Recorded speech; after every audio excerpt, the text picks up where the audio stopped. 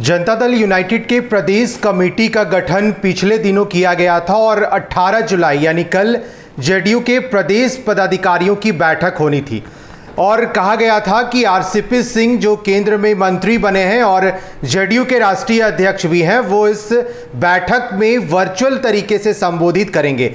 साथ ही जेडीयू के प्रदेश अध्यक्ष उमेश कुशवाहा भी मौजूद रहेंगे। ये तमाम बातें जो लेटर जारी किए गए थे जेडीयू की तरफ से, उसमें कहा गया था।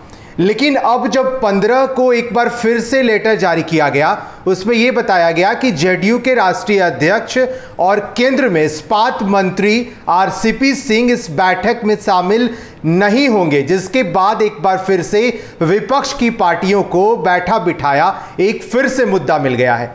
विपक्ष की पार्टियां कह रही हैं कि आरसीपी सिंह जो पहले इस प्रदेश पदाधिकारी की बैठक में शामिल होने वाले थे, अब ऐसा क्या हो गया कि जो नए लेटर जारी किए गए हैं उसमें इनको जगह नहीं मिली है।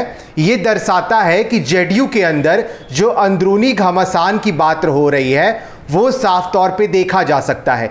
आरजेडी के प्रवक्ता हैं मृत्युंजय तिवारी, उनके इस पहले बयान को सुनिए। केंद्रीय मंत्रिमंडल में जब से जेडीयू के राष्ट्रीय अध्यक्ष श्री आरसीपी सिंह जी शामिल हुए हैं, उसी समय से जेडीयू में भारी घमासान मचा हुआ है।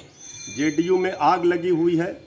पहले जेडीयू प्रदेश कार्य समिति की बैठक के लिए जो पत्र निकाला गया था, उसमें केंद्रीय मंत्री राष्ट्रीय अध्यक्ष आरसीपी सिंह जी वर्चुअल तरीके से संबोधित करने वाले थे। एक सप्ताह के अंदर ही उनका नाम गायब कर दिया गया और दूसरा लेटर जो निकाला गया 15 तारीख को जेडीयू की ओर से, उसमें अब दिया गया है कि प्रदेश अध्यक्ष ही संबोधित करेंगे। आरसीपी सिंह जी का केंद्रीय मंत्री का राष्ट्रीय अध्यक्ष का नाम गायब कर दिया गया। इसी से अंदाजा लगाया जा सकता है कि जेडीयू के अंदर भारी विद्रोह है, घमासान है, गुटबाजी है। अब जेडीयू टूट की कगार पर आ गई है।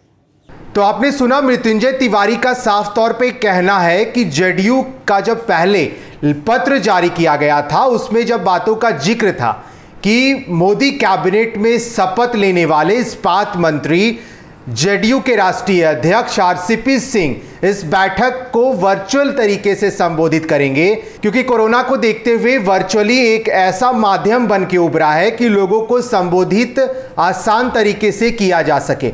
लेकिन उस पत्र के बाद 15 तारीख को एक दूसरा पत्र जारी किया जाता है और उसमें आरसीपी सिंह का नाम हटा दिया जाता है और फिर आरजेडी के प्रवक्ता मृत्युंजय तिवारी का कहना है कि ऐसा क्या हुआ कि जेडीयू के राष्ट्रीय अध्यक्ष का ही नाम काट दिया गया।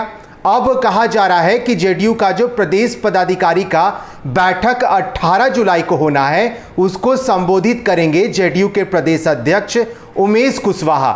ये साफ तौर पे दिखा रहा है और दर्शा रहा है कि जेडीयू के अंदर मंत्रिमंडल विस्तार के बाद से ही किस तरह से अंदरूनी घमासान छिड़ा हुआ है।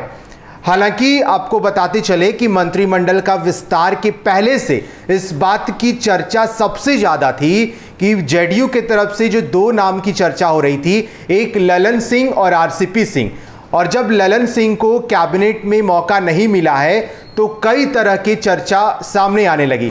कयासों का बाजार गर्म था कि ललन सिंह शायद जेडीयू में इस छिड़ी घमासान में वो भी शामिल हैं और वो नाराज चल रहे हैं। लेकिन ललन सिंह जी ने जब मीडिया से बातचीत की थी, उन्होंने कहा था कि एनडीए इंटैक्ट है और हम किसी से भी नाराज नहीं हैं, सब अच्छा चल रहा है।